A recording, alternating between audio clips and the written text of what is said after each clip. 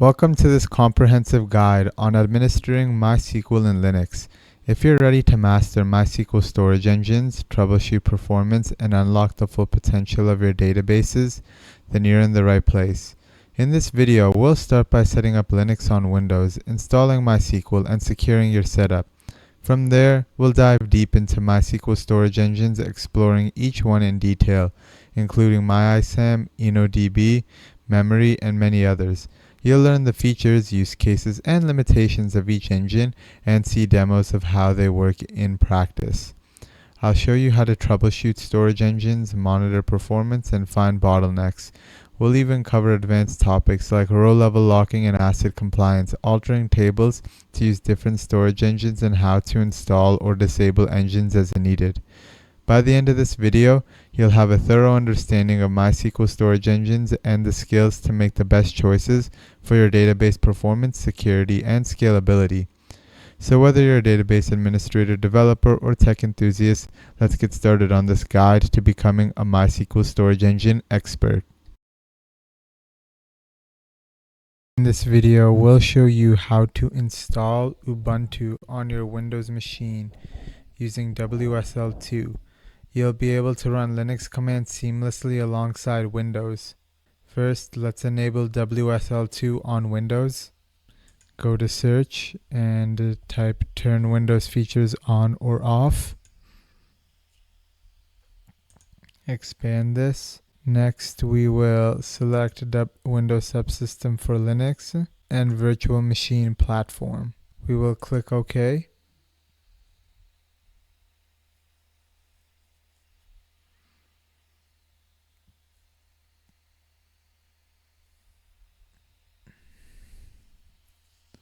Windows is prompting us to restart our device, so we will restart now. After the restart is done, we will set WSL to use version 2 by default. Then we will copy paste this command into the terminal. The operation was completed successfully. We can see our current distros by using the WSL-list command. There are no installed distributions, and as I mentioned, we can install them by visiting the Microsoft Store. Let us go. Once the Microsoft Store is open, we can search Ubuntu.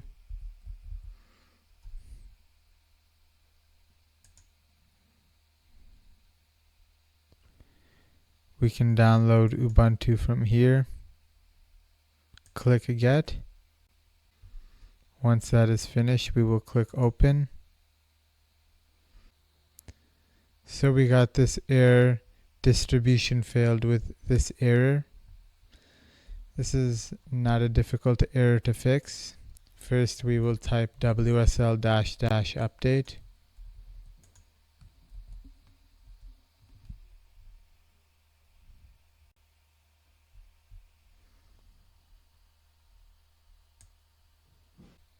Then we will install Ubuntu with the command WSL-install distro Ubuntu.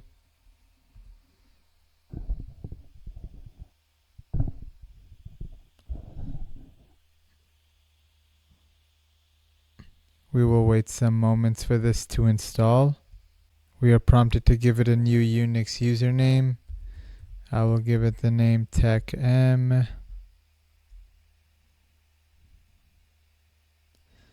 Next, we are prompted to give a password. Please remember these credentials, guys.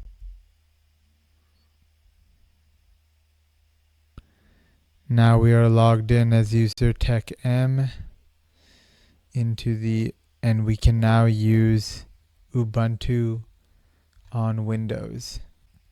We can check the version of Ubuntu with this command.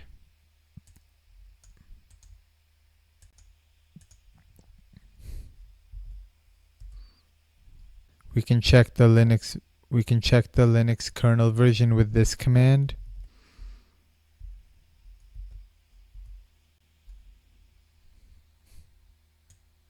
we can update package lists with this command.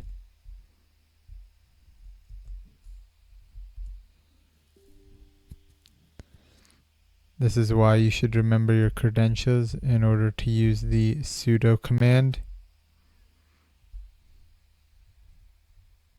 So that's it. You've successfully installed Ubuntu on Windows using WSL2.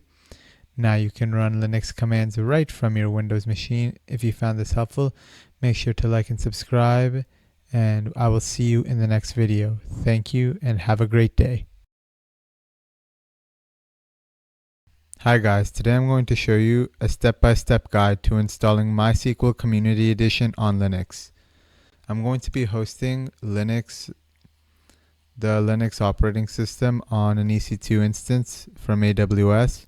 Let's get started. First, I'll open EC2. Actually, before you get started, you need to have a Windows subsystem for Linux working on your Windows device, or you need to be on a Mac. That's how I'm going to be proceeding with this. If you don't have that, I have a previous video showing you how to set that up. It's pretty simple. All you just search up is if you don't turn Windows features on or off.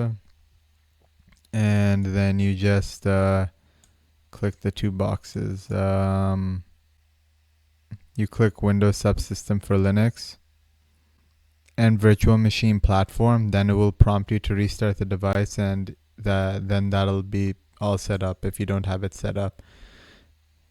First, I'll create a new instance. I will make a EC2 instance. It'll all be in the free tier. I'll call it demo. I'll browse more AMIs. I'm going to go with the Amazon Linux 2 AMI. This is the image that'll be installed onto our EC2 instance.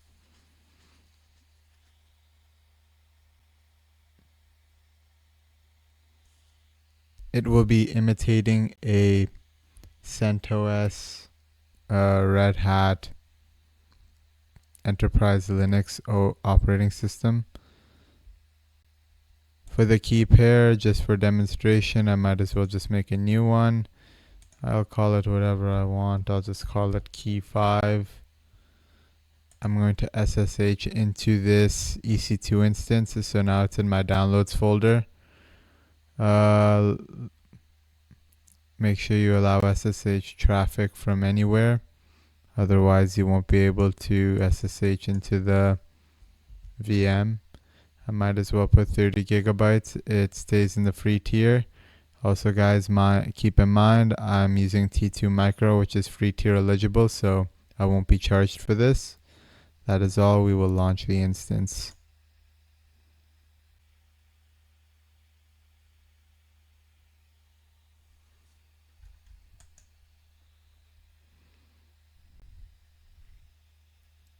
The instance is running.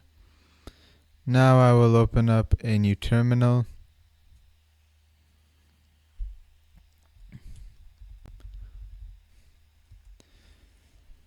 First, I will enter the Ubuntu system on Windows. So that's just WSL-D. Next, I downloaded that key. Key 5. I'm going to copy it into my Ubuntu file system so that I can SSH into the VM. I've already made a folder on this in this Ubuntu file system called key. So I'm going to copy it into this folder. So we just use the cp command.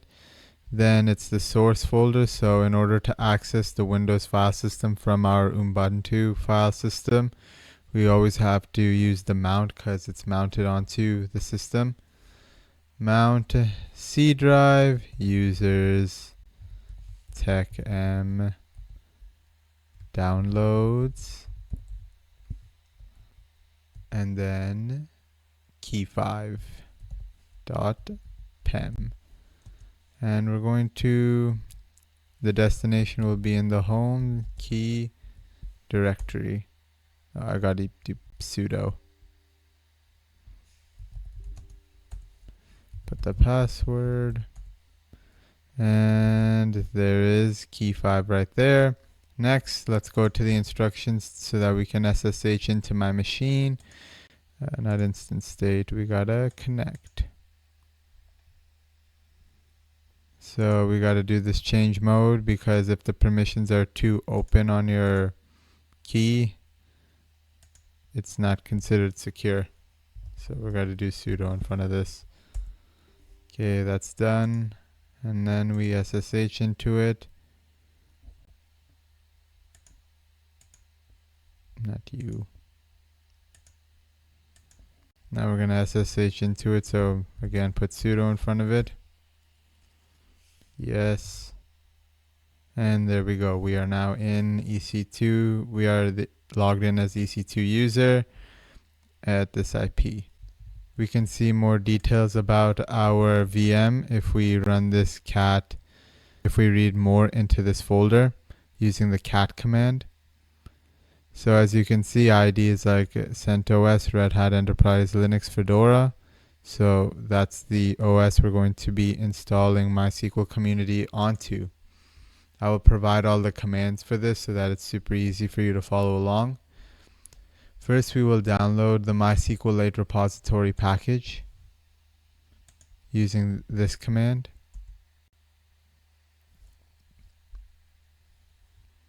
Next, we will install the MySQL repository locally. Sudo yum local install MySQL community release. Yes. It is complete. Next, we will import the public key for MySQL8.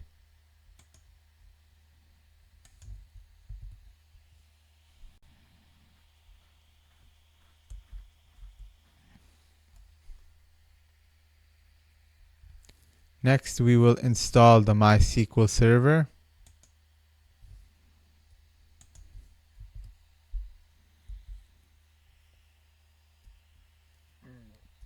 Yes. Yes.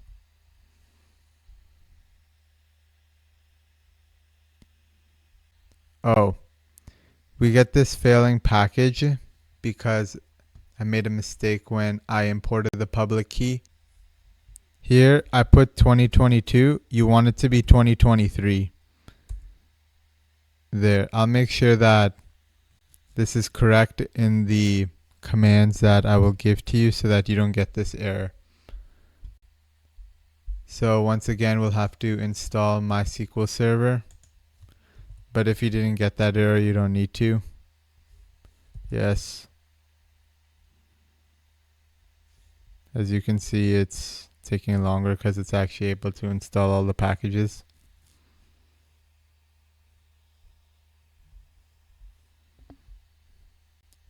And we got the complete message this time, no message of failures.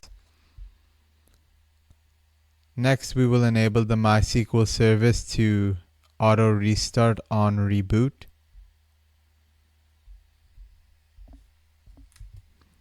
Systemctl enable MySQL daemon service. Next, we will start the MySQL service.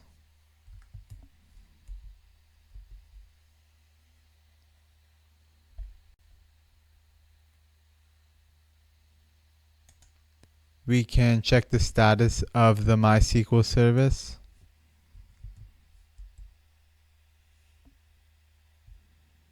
There you have it. It is running.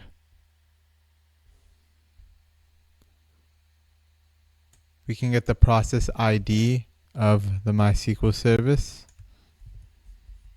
There it is, 3C3635. We can see if we are listening for connections on port 3306. You shouldn't, if you don't know, port 3306 is the port MySQL uses. We are listening for connections. we can list all of the files being used by the MySQL user. All of these files are being used right now by MySQL, so we can clearly see it is running. And that concludes our step-by-step guide to installing MySQL 8 Community Edition on Linux. Thank you for watching. If you found this helpful, please like and subscribe, and I will see you in the next video. Bye.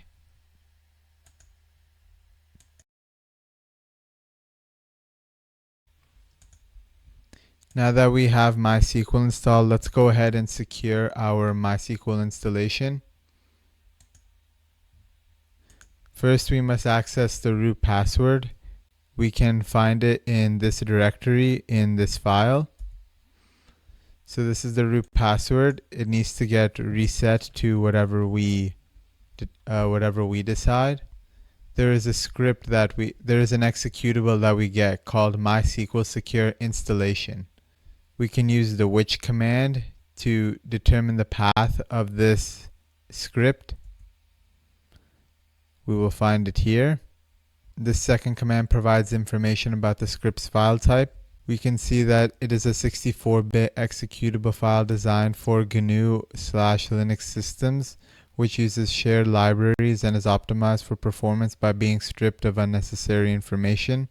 Next, we can run the MySQL Secure Installation script.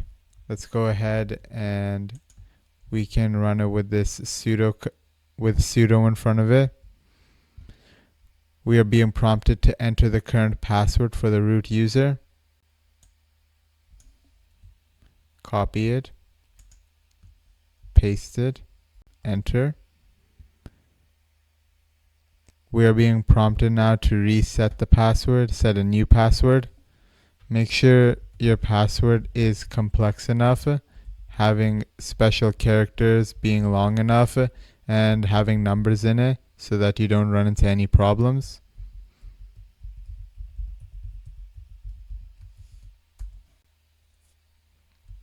Let us confirm it.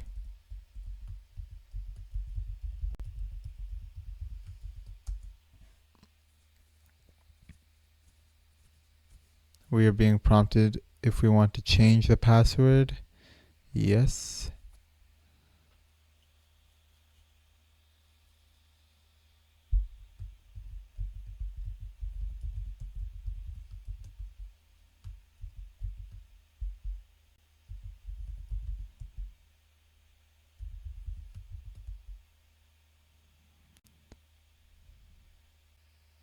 Yes.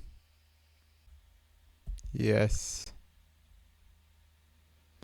Do we want to remove anonymous users? Yes. Do we want to disallow remote root login?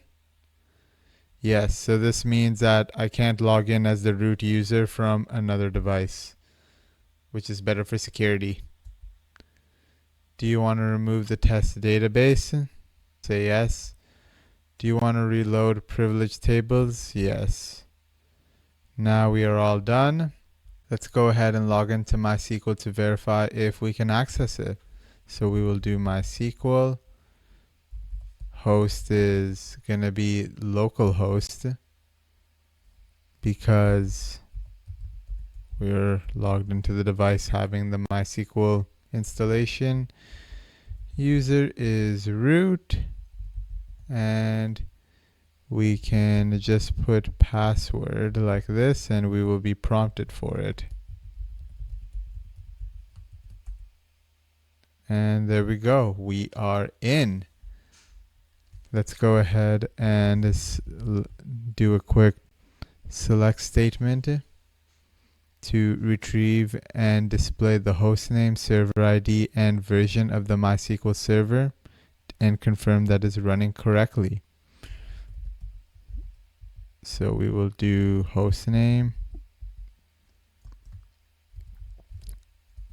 server underscore ID, version. This SQL command retrieves and displays the hostname, server ID, and version of the MySQL server, confirming that it is running correctly. There's our hostname, server ID, and version. And there you have it. That is a tutorial on securing your MySQL installation. If you found this video helpful, please like and subscribe for more tutorials, and I will see you in the next video. Bye. Today, we'll explore the different storage engines available in MySQL and understand how they work within the database system. First, let's define what a storage engine is. A storage engine is a component of a database management system that manages how data is stored, retrieved, and manipulated. In the context of MySQL, each storage engine implements the SQL interface, allowing users to interact with the data in a structured manner. Understanding storage engines is crucial because they offer varying functionalities and performance optimizations tailored to specific use cases. Different applications have different needs, and MySQL's diverse storage engines provide the flexibility to meet those needs. MySQL features a pluggable storage engine architecture, which means you can choose and configure the storage engine that best suits your application's requirements. This architecture allows us to install or uninstall storage engines as needed without disrupting the overall database system. For example, if your application requires high-speed access to data and can afford to sacrifice some data integrity, you might opt for a different engine than one that prioritizes reliability. This flexibility enables developers to customize their database and leverage the strengths of various engines. Now let's discuss some of the key features of MySQL storage engines. Each engine supports different functionalities, which can include transaction support. Some engines like InnoDB provide full ACID compliance for robust transaction handling. Foreign key constraints. This is important for maintaining data integrity across related tables as supported by InnoDB. Full text indexing. This allows for more complex searches with string data which is useful in applications that rely heavily on text-based searches. Next is partitioning. Some engines support partitioning, which helps manage large datasets more efficiently. Then there's performance optimization. Different engines are optimized for different types of workloads, such as read-heavy or write-heavy scenarios. Understanding these features helps us choose the right engine based on our application's specific needs. Let's take a closer look at some of the common MySQL storage engines. There's InnoDB, MyISAM, Memory, CSV, Blackhole, Federated, and the Archive storage engine. These storage engines will all offer unique features and capabilities, allowing us to tailor our MySQL setup based on our specific requirements. Later, I'll go into more depth about the different features and functionalities each storage engine has to offer and their different use cases, as well as demoing the unique features of each storage engine. Now that we've seen the different MySQL storage engines, let's discuss how we would choose one based on our application. When selecting a storage engine, there are several key considerations to keep in mind.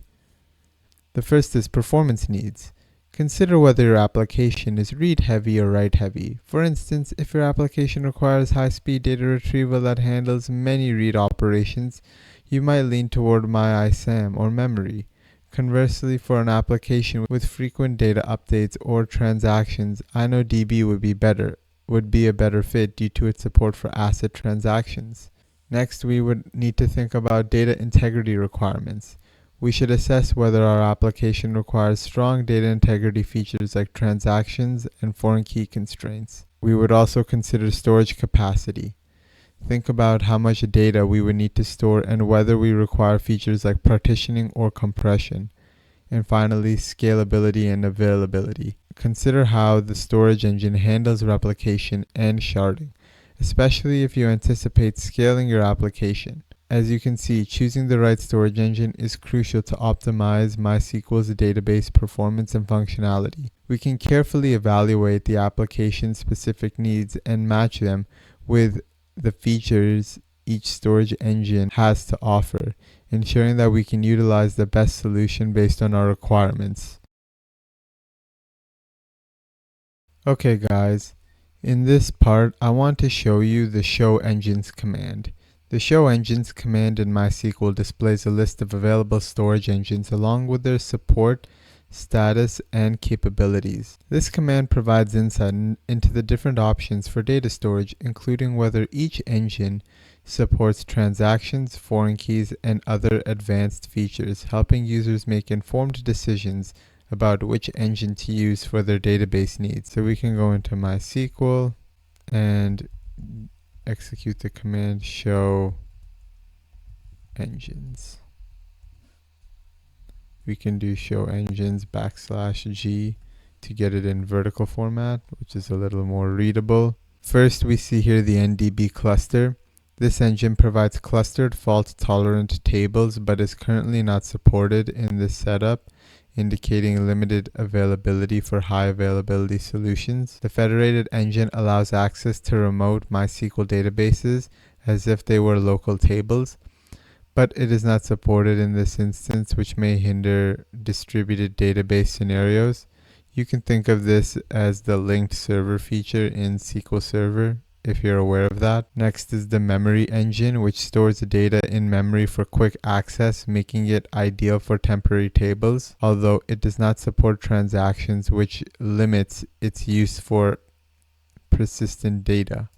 So we can see here it is supported in this instance. Next is InnoDB. This is the default storage engine, and InnoDB supports transactions, row level locking, and foreign keys, making it suitable for applications requiring data integrity and reliability. Next is performance schema. This engine collects performance metrics and statistics about the server, but it does not support transactions, making it primarily useful for monitoring and optimization purposes. The MyISAM engine is a traditional storage engine that provides fast read operations but lacks support for transactions and foreign keys, limiting its use in transactional applications. Next is the NDB info.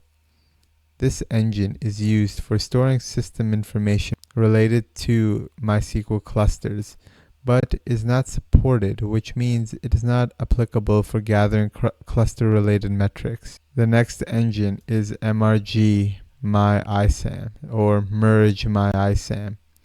This engine allows the creation of a collection of identical MyISAM tables, enabling data aggregation, but does not support transactions or advanced features. Next is the black hole engine, and the black hole engine acts like a black hole, where any data written to it is discarded, making it useful for logging or replication purposes where data does not need to be stored.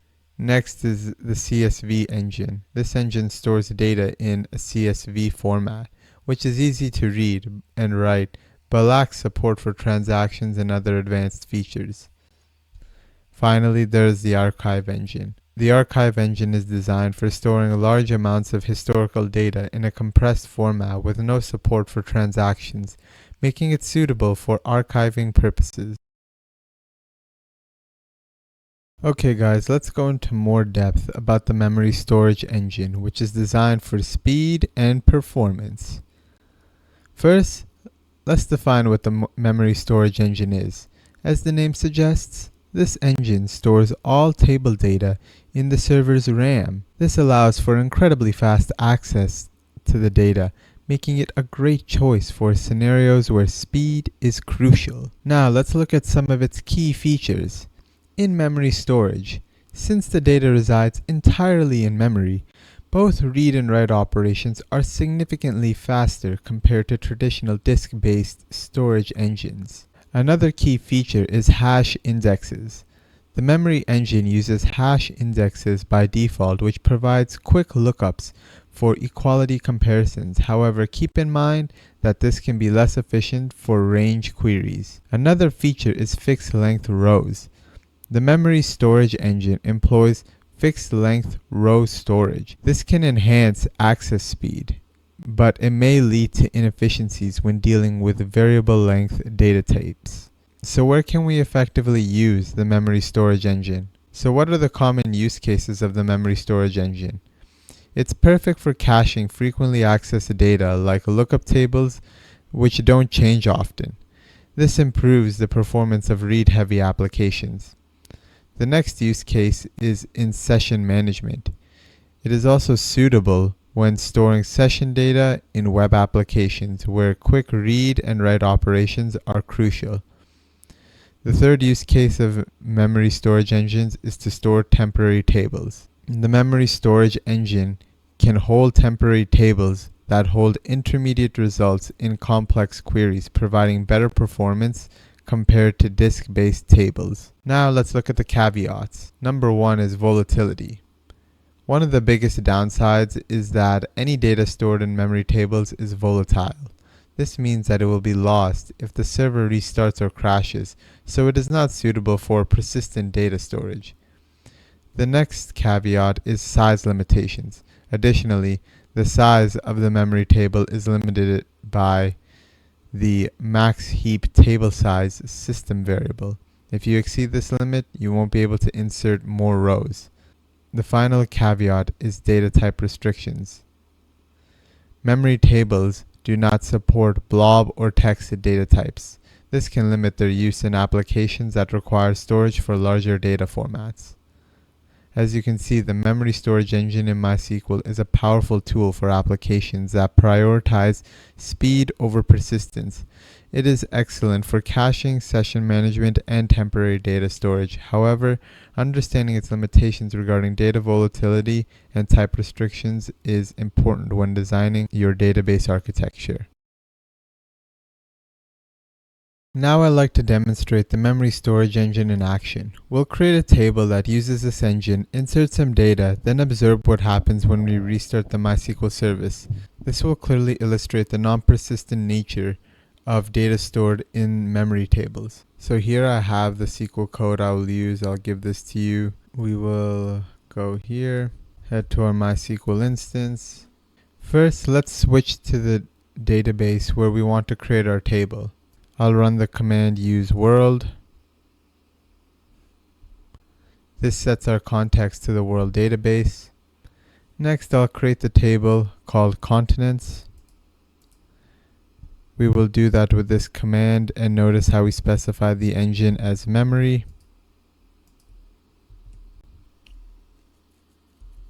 This creates a table with two columns, CID, which is the integer for the continent ID, and the continent name, which is a variable character field for the continent name.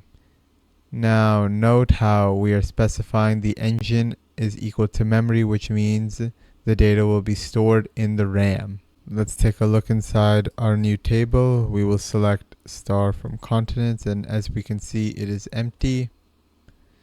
Now we will insert some data into continents. Let's go ahead and use the command to insert all of our continent data. Let's select star. Let's go ahead and select star from continents, and there's all of our data. Now let's confirm our data is indeed using the memory storage engine. This command right here will allow us to confirm that our table is indeed using the memory storage engine. Let's go ahead and execute this so we can see the engine is memory. Now to illustrate the non-persistent nature of memory tables, I'll restart the MySQL service. This will effectively clear all the data stored in the memory table we just created, as it'll be stored in RAM, erased, and then when it restarts, we'll see that there's no data there. I'll use the sudo systemctl and I'll stop the mysqld service, and then I'll restart it. Let's go back into MySQL, use world, and we can select star from continents. And we see an empty set. This demonstrates that all the data in the memory table has been lost due to the restart. So we got to see how the memory storage engine works. And while it provides excellent performance for temporary data, it's important to remember that the data stored in memory tables is volatile and will be lost on a server restart. Thank you for watching, and I'll see you in the next part. I want to discuss the black hole storage engine in MySQL, a unique feature that serves a specific use case in database management. The black hole storage engine is designed to accept data while discarding it. When you insert data into a black hole table, it is processed but not retained, meaning that any queries run against this table will always return an empty set. One of its primary features is that it does not consume any disk space, making it efficient for certain scenarios. Interestingly, despite not storing the data, the black hole storage engine supports binary logging, which means that inserts are logged in the binary log. This capability is particularly useful for replication purposes as it allows changes made on a master server to be recorded even if they are not saved in the table. There are several notable use cases for the black hole storage engine. One of the most prominent is its role in replication filtering. It can be used as a filter server between master and slave databases, applying replication rules without actually storing the data. This can enhance security by preventing sensitive information from being stored on certain servers. Additionally, the black hole engine is useful for benchmarking purposes, as it allows you to test performance without the overhead of data storage. It can also be advantageous in staging environments, helping to avoid accidental storage of data during development or testing. However, there are some caveats to keep in mind when using the black hole storage engine. First and foremost, because it does not store any data, any queries to the black hole table will always return empty results. This means that it is not suitable for applications that require data retrieval. Another consideration is that black hole tables do not handle auto-increment fields properly, which can lead to replication issues if not managed carefully. Additionally, while insert triggers will function as expected, update and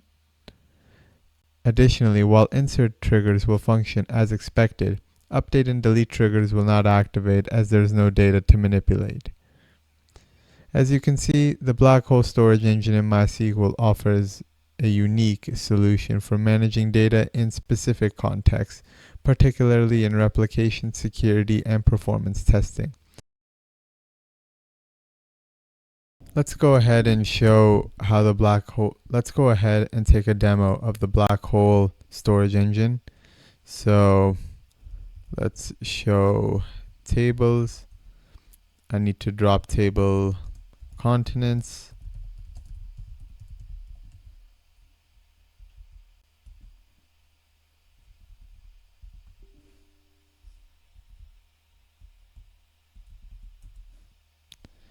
Next, let's go ahead and recreate the continents table, but instead of memory, we will use black hole.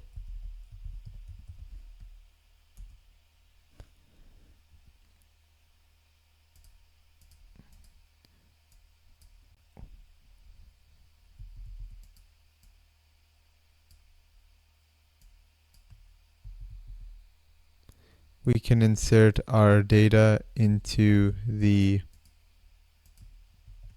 black hole. We can insert our data into this table, and we can now do a select star from continents.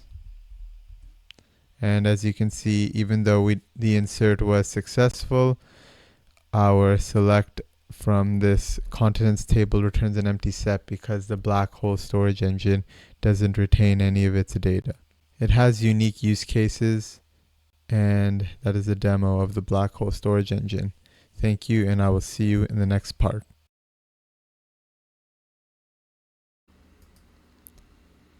Today, I want to discuss the CSV storage engine in MySQL. It is a useful tool for managing data in simple and an accessible format. The CSV, or comma separated value storage engine, allows MySQL to read and write data directly to and from CSV files, facilitating straightforward data import and export. Each table in the database is represented as a CSV file, making it easy to handle in a familiar and widely supported format. One of the primary features of the CSV storage engine is its ability to store data in text files. This means that each MySQL table corresponds to a separate CSV file in the database directory. The CSV format is particularly advantageous for data transfer because it is commonly used across various applications, allowing for seamless data exchange. Moreover, the structure of CSV files is simple, which makes them suitable for small datasets or temporary tables. They are also cross-platform compatible, meaning the CSV files can be opened and edited in a range of applications from Excel to text editors.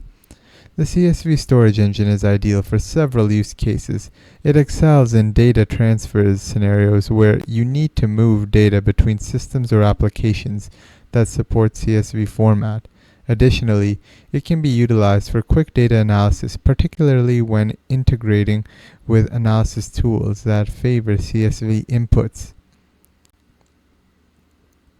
It is also beneficial for creating lightweight temporary tables where performance and transactional support are not critical, as it simplifies the process of storing and retrieving data.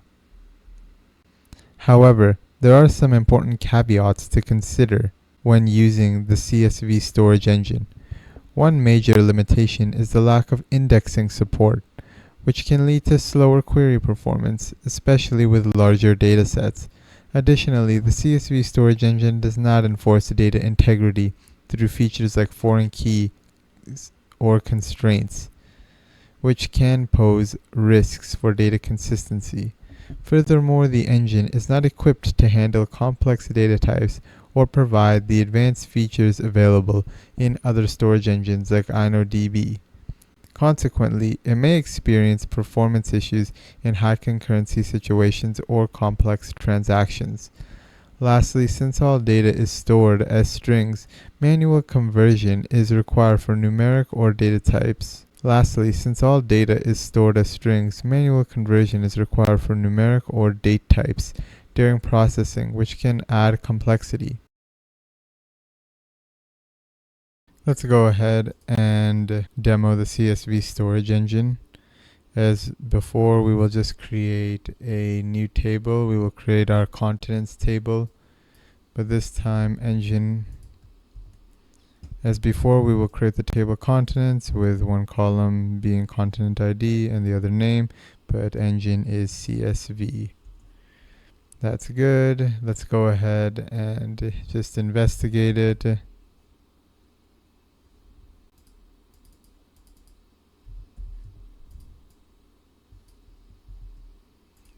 Let's go ahead and look at the properties of this table. So we can see we have the continents table, and it is indeed using the CSV storage engine. Let's insert our data into this. So we inserted the 7 continents and it got 7 rows affected. Let's select all our data from this table, and it will act pretty normal, just as a normal table would. But the interesting thing is, under the hood, this data is being stored as a CSV format, even though MySQL is a relational database management system. So we can use sudo, and we'll go into this path where MySQL stores all the database data. Oh, I meant to sudo ls. So we can see here a very interesting thing. We see continents CSV. So let's see what happens if we do sudo file of continents.csv. So we can see it returns that it is an ASCII and a text format. We can go ahead and read it, and it looks exactly like just a normal comma separated file. So this is just the standard. The thing to note is, under the hood, MySQL is storing the data in a CSV file, and it is just a standard CSV file that'll behave like other CSVs. So this can be manipulated and worked on in other softwares that allow you to work with CSVs like Excel or text editors. So that's the CSV storage engine in MySQL. Thank you for watching, and I'll see you in the next part. MyISAM is one of the older storage engines in MySQL and was actually the default before InnoDB took over that role. It is well known for being straightforward and lightweight, with a focus on speed for reading data rather than complex transactions. MyISAM remains a good choice in specific cases, especially for simpler or read-heavy workloads where we prioritize quick access over strict data consistency. One of the standout features of MyISAM is its table-level locking mechanism. This means that while it is possible for multiple users to read from a table at once, only one write operation can happen on the table at any given time. This differs from row-level locking in InnoDB, which is more efficient for write-heavy operations but also adds complexity. MyISAM also offers full-text indexing, which is great for applications that involve searching large text-based datasets like content management systems or archives. MyISAM also offers full-text indexing, which is great for applications that involve searching large text-based datasets like content management systems or archives. Another benefit is its simplicity. MyISAM has relatively low resource overhead, making it a more manageable option in terms of system requirements. Finally, MyISAM has efficient storage capabilities, allowing it to work well with smaller tables where space is a concern and data access is mostly for reading. MyISAM is especially suited to read-heavy workloads where we are primarily pulling data rather than updating it frequently. It is often used in data warehousing or reporting environments where data is usually updated in batches and analyzed afterwards. Additionally, MyISAM can be a good fit for archiving and logging, where we are essentially writing data once and then accessing it repeatedly for analysis or tracking. However, there are some limitations to keep in mind with MyISAM. Unlike InnoDB, MyISAM lacks transactional support, so it doesn't provide ACID compliance and does not support foreign key constraints. This makes it unsuitable for applications where data integrity and multi-step transactions are important. Another limitation is table-level locking, which can be a bottleneck in scenarios with heavy concurrent writing. If many users are trying to write to the table at once, MyISAM can become a performance issue. Additionally, there's higher risk of data corruption. MyISAM tables can get corrupted if MySQL crashes during a write operation and it lacks the recovery feature built into InnoDB. Finally, MyISAM design limits its scalability when handling high concurrency or complex transactions, so it's best reserved for smaller, simpler applications. Okay, let's go ahead and do the demo for the MyISAM storage engine. We'll create a table and we'll just show that how we can't roll back one of our transactions, demonstrating that that MyISAM is not good for transactional databases and does not follow ACID properties. So let's go and make the table we've been making all this time. Create table, continent ID, continent name, but we specify the engine as MyISAM. So let's go ahead and insert our data. We inserted the 7 rows. Let's make sure our table follows MyISAM. So remember, select table name, table type from the information schema.tables. Remember, this holds all metadata about tables. And we specify where engine equals ISAM. Let's select all the data from our new continents table. I showed here that the table is using the MyISAM engine, so we can clearly see our data is in there. Now we're going to start transaction. and we are going to do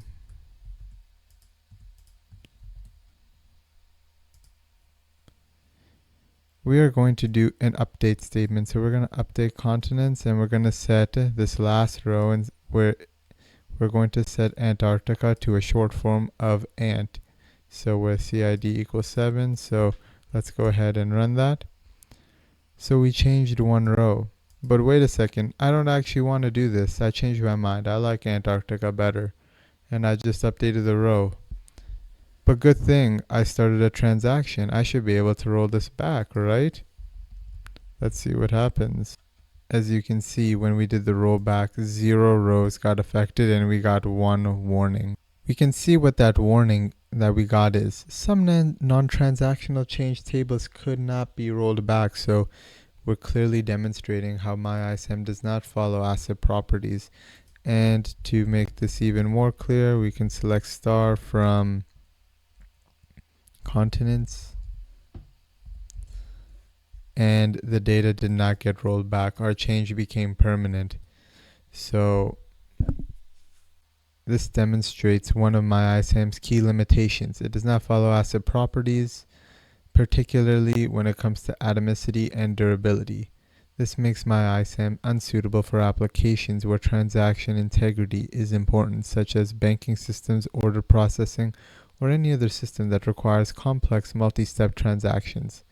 Instead, MyISAM is more suited for simple read-heavy tasks or logging systems where transactional integrity isn't critical. So that concludes the demo. Thank you for watching, and I will see you in the next part. The archive storage engine in MySQL is designed specifically for efficiently storing large amounts of data that don't require frequent access or modification. It is highly optimized for storage, as it automatically compresses data upon insertion using zlib compression.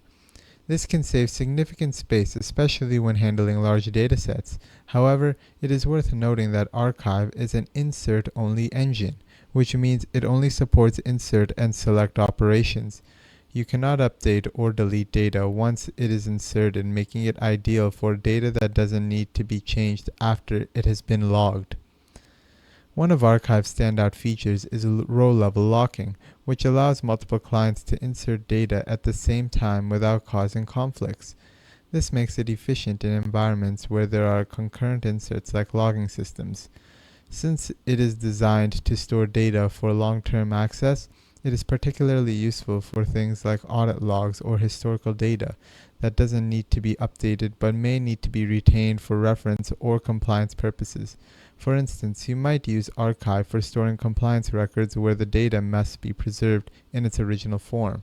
While it is great for storage efficiency, Archive does come with some limitations. One key restriction is that it does not support any indexes beyond the primary key. This means all other searches require a full table scan, which can make queries on large datasets quite slow if complex searches are needed.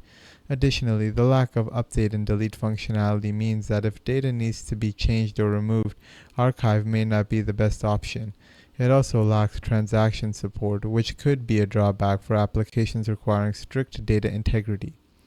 In summary, the archive engine is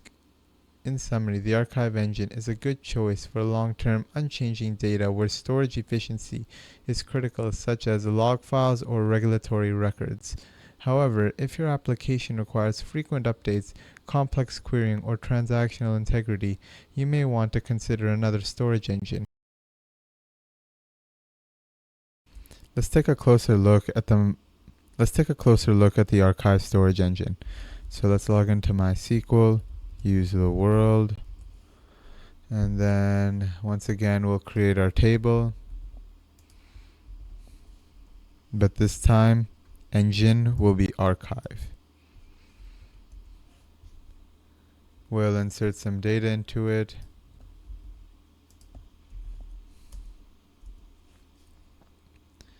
Let's select our data that we just inserted into this table.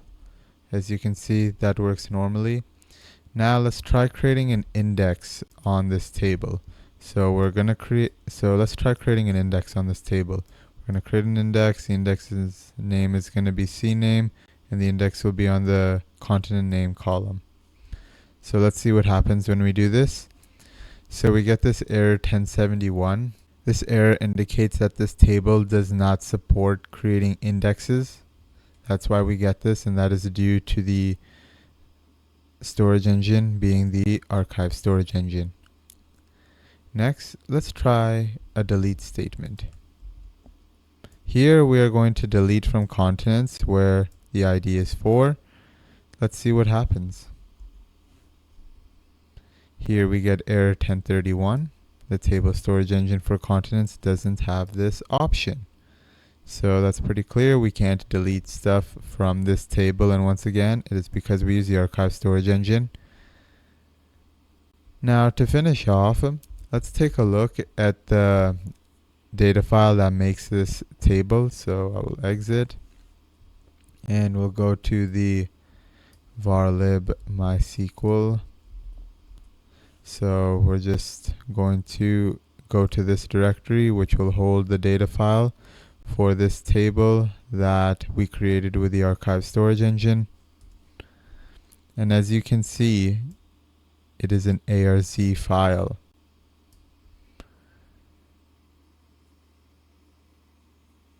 So it is an ARZ file that makes this table, and this ARZ file is a gzipped compressed data file where all the rows have been individually compressed. So this will make it more efficient to hold a lot of data that you might read sometime in the future. Perhaps if you have a bunch of transactions or just a bunch of historical data and you want to save it and not modify it and potentially bring it back up in the future, you can use the archive storage engine to store all that data in a table, and it will be in this ARZ file format, which is simply a gzip compressed data file. So that is the archive storage engine. Thank you for watching, and I'll see you in the next part.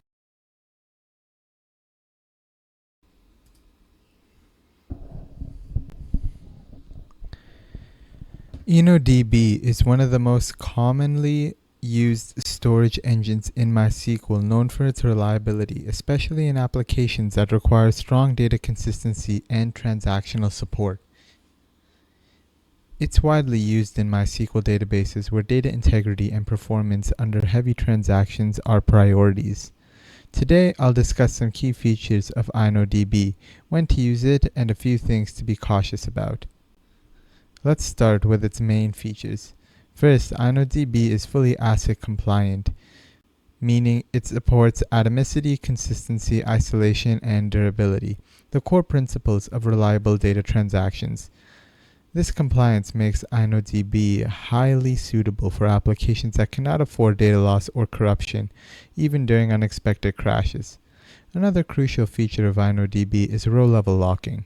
Unlike table-level locking, which can lock entire tables and hinder multi-user performance, InnoDB's row-level locking allows for higher concurrency, meaning multiple users can make changes to different rows in the same table simultaneously without interference.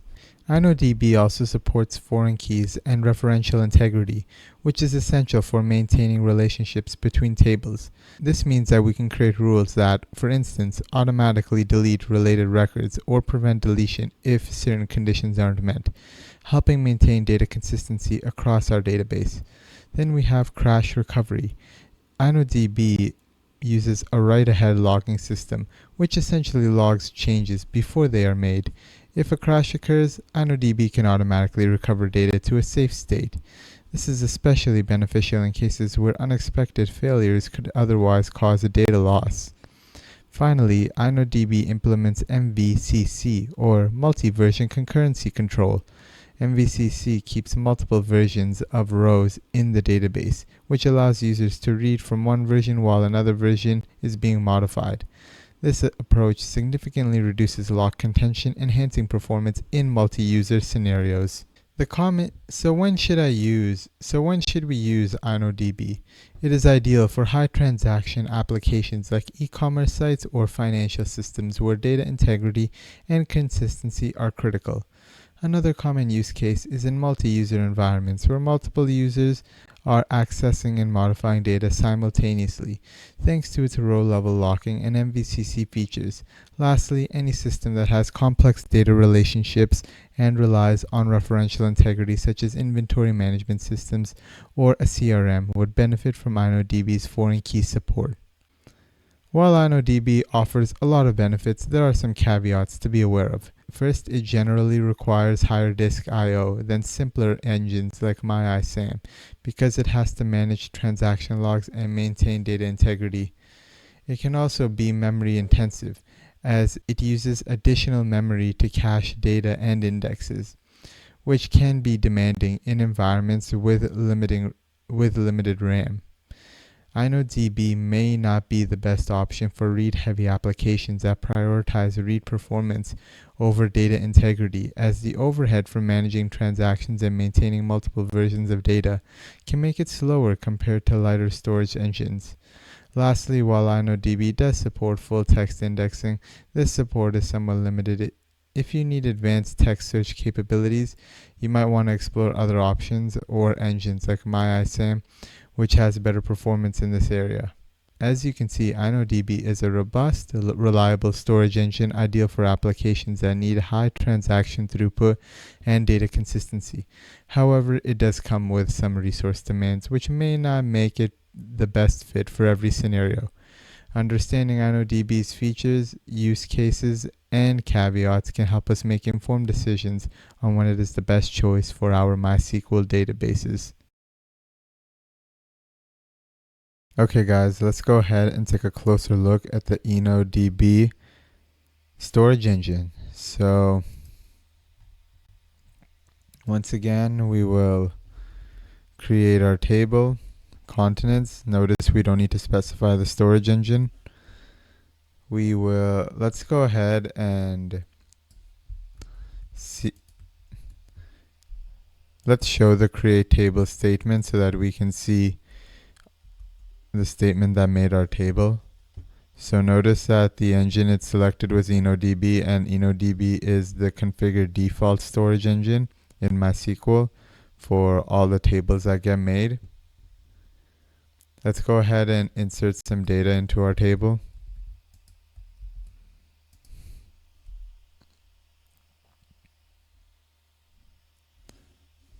Let's select this data.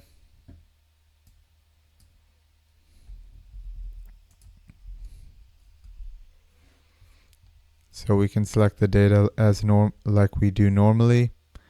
This time, let's try and start a transaction and roll it back. Let's start the transaction.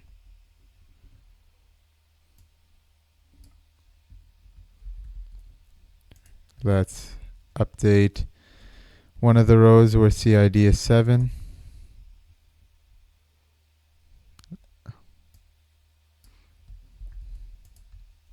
Let's take a second look at our table. As you can see, we updated the 7th row where it's equal to ant. We made it ant. Where it was equal to Antarctica, we made it equal to ant.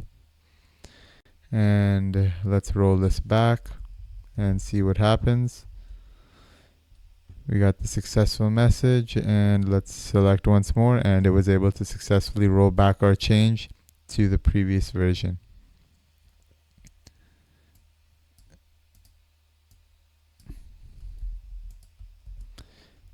Let's create an index on our table. So we'll create index. This will be the name of our index, and it'll be on the CNAME column. So our index was able to successfully be made. So the InnoDB storage engine supports indexing. Let's look at an example of row level locking. I'll start another transaction.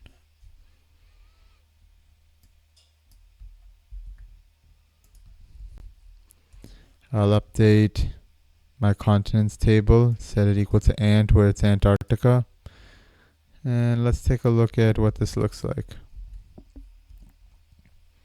So it's in the middle of a transaction, but we were able to change Antarctica to ant. Let's open up a second session. And let's have them side by side. so that you can see more closely what I'm trying to show you. In the second session, we'll try and do a manipulation on this 7th row to show you the row level locking.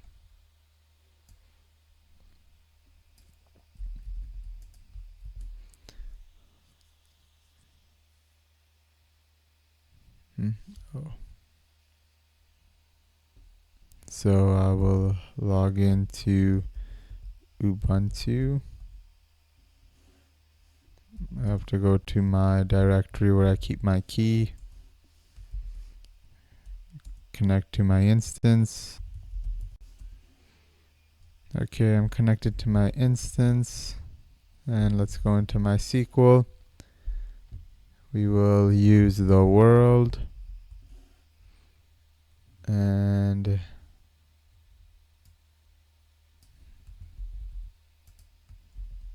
let's try and execute this delete statement and see what happens. So notice this simple statement that should take no time to complete is hanging. So this delete statement will never finish as long as my transaction in this session remains open. Until I commit or roll back the change, this row is locked by this session. So this is a typical example of row level locking, and if it hangs long enough, we'll get the error that the lock wait timeout exceeded, and we should try restarting the transaction. So that would be another indication that the row is locked. So once I commit, it will immediately finish. Notice how it finished. As soon as I committed the transaction and closed it, it let go of the lock on this row, and this session was able to go and perform its delete statement on it. So typically we use the InnoDB storage engine, and we can even disable other storage engines because we, as I said, we almost always want to use the InnoDB storage engine as it supports all the most important storage engine features. Thank you for watching, and I will see you in the next part. Okay guys, in this part I want to show you guys the show engine command. Here we have it, and I'm showing the engine for InnoDB, but here you could put any storage engine you wish. It could be Black Hole or Archive, but typically you'll use InnoDB because that's the most frequently used engine. So let's take a look at this. Here I have it in the vertical format. So this gives information about everything. It's very good diagnostic and to just get the current status of the engine. So shows your background threads, semaphores, transactions, file IO, insert buffer, and adaptive hash index, buffer pool and memory, row operations. So we could see the quick summary of how the storage engine is doing. For DBAs, we deal with row operations and with transactions up here. But if things are more critical, we might look at the other sections. If there's any read, so we can see if the list of transactions for each session, we can see whatever locking is happening, we can see the queries, read processes, inserts, rows inserted. We'd see all sorts of data that's very useful for diagnosing any issues with this command. So let's go ahead and create some transactions with this command and take a look at how the diagnostics from this command changes. Let's go and use the world. Okay, so let's start a transaction.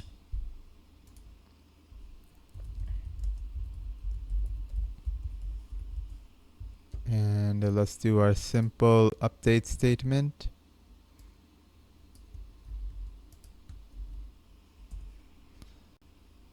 But we didn't commit or roll it back. So let's go ahead and do show.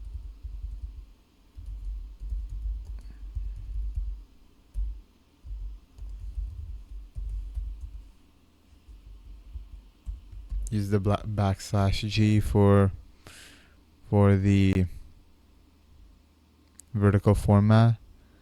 And we can now see there are two lock structs, and now there's a thread, there's a session open on the local host. So now we see that there's more information in the transactions section of this command. It's been active for 22 seconds. If we run it again, we can see that if we run it again, we can see our transaction is still active, and it's now been active for 137 seconds. Before it was showing like 22 seconds. Next, let's go ahead and do our row level locking example as we did previously. So I'll log into my instance.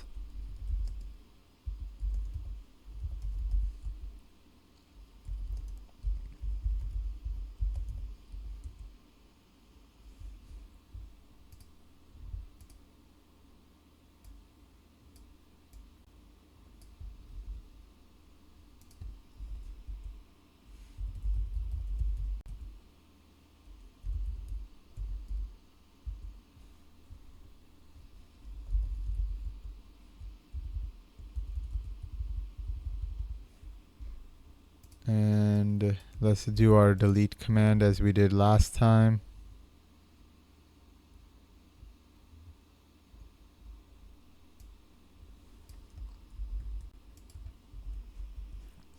And remember, it'll hang because we're locking this row here with this with our transaction here in this session. So let's go ahead and run this command once more. If we take a look at the transactions, we can see even more data. So once again, we got this lock wait on one row is locked. So I just wanted to show you this is show engine command. It's a very great troubleshooting tool. Thank you for watching, and I'll see you in the next part. In this tutorial demo, I want to show you that it is possible to migrate or alter a table using one type of storage engine to another. So let's go to MySQL. We will drop table continents, and let's go ahead and recreate the table. Let's go ahead and recreate our continents table. This time we'll use the MyISAM engine, and we will alter it so that it'll use the InnoDB storage engine. Let's insert our data into here. Next, we can use the command show table status like continents. We can see our continents table is using the MyISAM engine. Next, let's alter table continents, but this time we will specify to use the InnoDB engine. Let's go ahead and run the show table status command for our continents table, and now it is using the InnoDB engine. So using this command, we can alter the table to use a different storage engine. So this can be useful in the situations where when you're doing migration from older systems to newer systems, and older systems might be using the MyISAM engine, and newer systems should be using the InnoDB engine. Thank you for watching, and I will see you in the next part. MySQL uses a pluggable storage engine architecture, so we can load and unload any storage engine on any MySQL server. We can install any new engine as a plugin as well as uninstall it. And in this tutorial, we're going to see how we can install and uninstall a brand new engine on our MySQL server. All of these storage engines, so we're going to look at the variables that have the plugin word in it.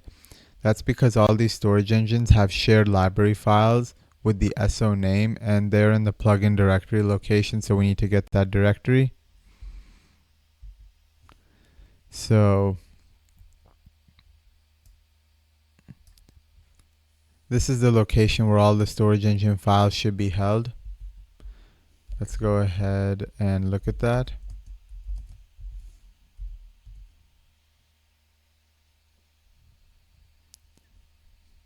When we installed MySQL, it brought a couple storage engines that were not installed, but we got the SO file, so we can install it in this tutorial.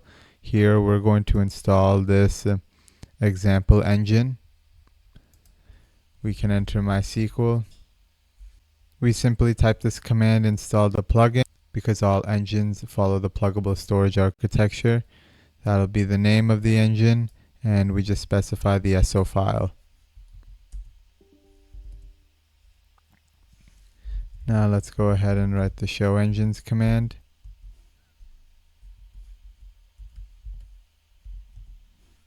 So we have 12 engines, and we can see here the example engine got installed. Our MySQL Server instance supports it. Now let's look at how we can uninstall it.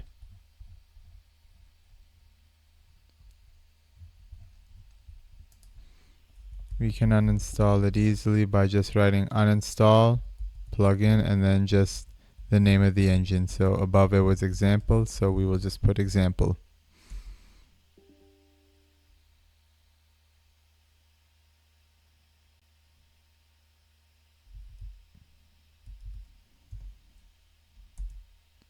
Let's go ahead. Previously we had 12 engines. Let's see how many engines we have now. We have 11, and we do not see the example storage engine anymore.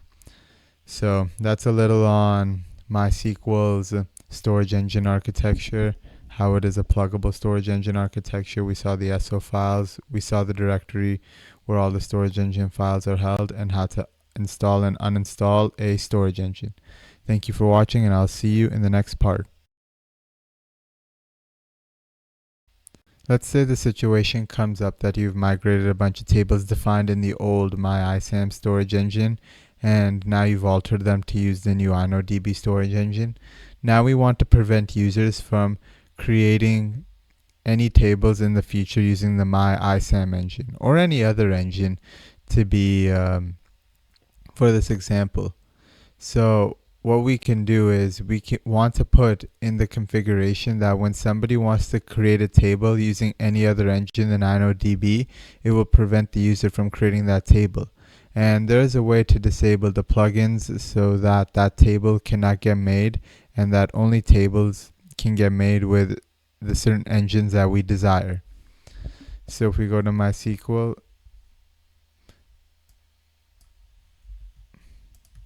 so if we run this command to show variables with the word disable in them, we can see that we have a variable called disabled storage engines.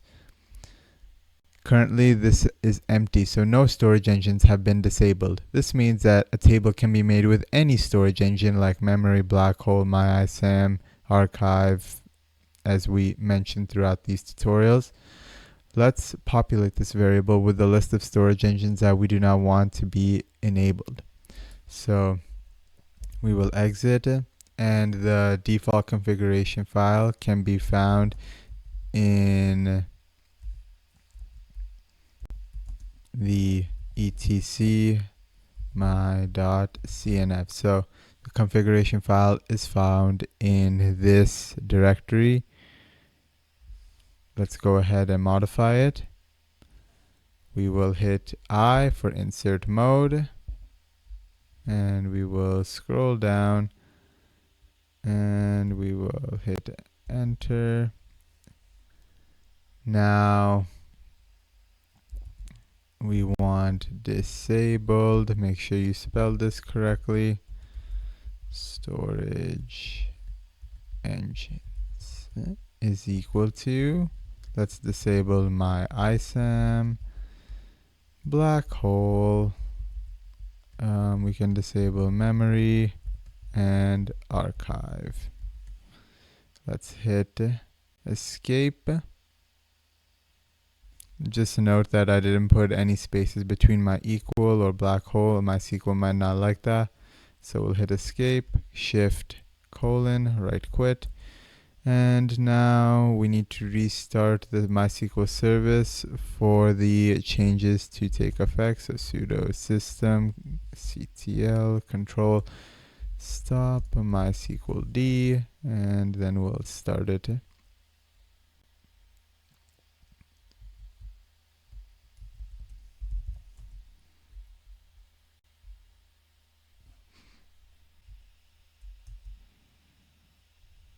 Oh, the reason it didn't start is because I made a mistake in my I didn't type it correctly. I made a mistake when I defined this variable, so it's probably throwing an error. I needed to put a disabled storage engines instead of disables. So escape, shift, right quit. That should be fine. Okay, now let's try starting it again. Okay, that's why. So I was running into this error, MySQL D service failed because I had an error in the configuration file. Be very careful, guys, when you're modifying the configuration file. This is the name. This is the name of the storage of the variable. Now let's go ahead and see what happens. Let's go to MySQL. Let's see what happens when we create a table using this MyISAM engine. Storage engine MyISAM is disabled. And let's show the variables once more.